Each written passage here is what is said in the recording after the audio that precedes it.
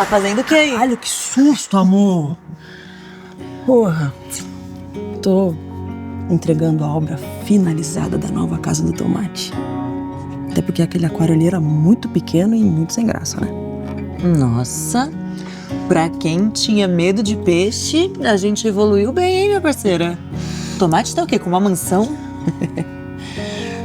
Agora só falta uma tomata pra ele, né? Ou um tomate. Aí é com ele, claro. Por que a gente não arruma um mozão pra ele? Porque eu não tô afim de contar os dias de mais ninguém. O tomate vai morrer? Todas nós vamos morrer, minha parceira. Déjà vu horroroso.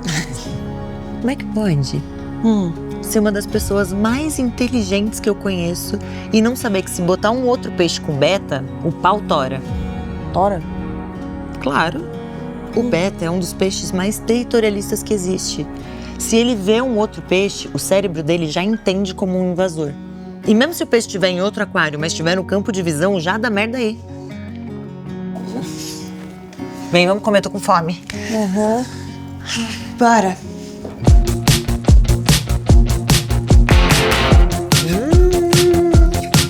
Nossa.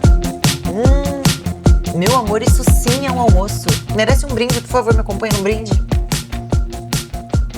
Não me acompanha.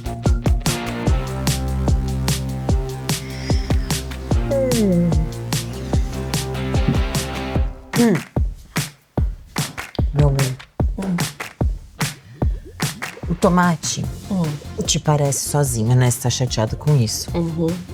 Mas sabia que ele foi super importante no meu processo de aceitação? Pra que pesar o clima depois de eu ter salvado a gente da sua tentativa de assassinato por intoxicação alimentar? Não é porque eu tô curada que eu vou apagar essa parte da minha história, né?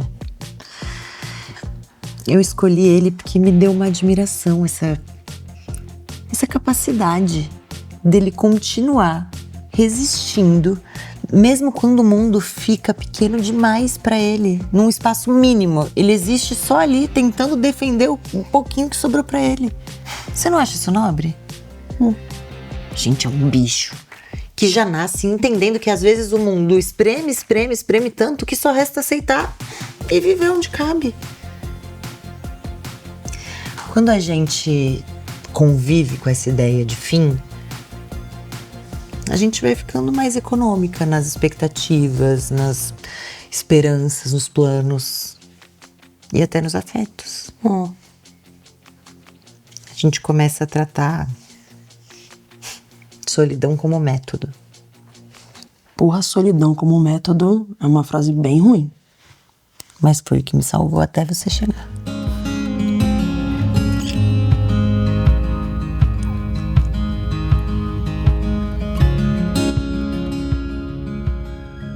No banheiro.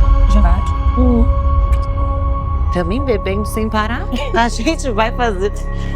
Não tem como. Cuidado aí.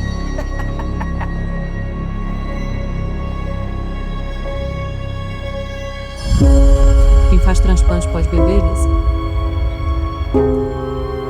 Mais uma péssima ideia sua, né? Já tem 5 meses e o médico liberou ISS sem álcool. Você tá bem? Você quer saber se eu tô bem? Você jura? Tô ótimo. Eu só não sabia que você tinha pulado uma parte muito importante da nossa história, né? Como você soube? A gente vive na era da comunicação, Elisa. E acho que a gente esquece que quando a gente conta as coisas pra um amigo muito querido, esse amigo muito querido também tem um outro amigo muito querido, tem um outro amigo muito querido. As pessoas falam e elas se solidarizam principalmente quando o assunto envolve transplante e quase morte da mulher com quem você morou quase 5 anos da sua vida e você não fazia a menor ideia que podia morrer a qualquer momento. Eu não contei nem pra minha mãe. Eu tava tentando proteger vocês disso tudo. Eu não sabia lidar. Tá tudo bem? Catarina, essa é Bianca. Bianca. Ela não sabe nem o nome? Desculpa. Era pra eu saber? Eu nem sei mais, porque eu fiquei sabendo mês passado que a minha ex quase morreu, precisou de um transplante e que ela já sabia da gravidade da situação dela quando a gente estava junto e não me contou.